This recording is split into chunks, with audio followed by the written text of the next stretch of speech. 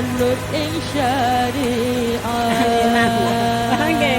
Kakinan. kang diyen lisane alus cendikane tapi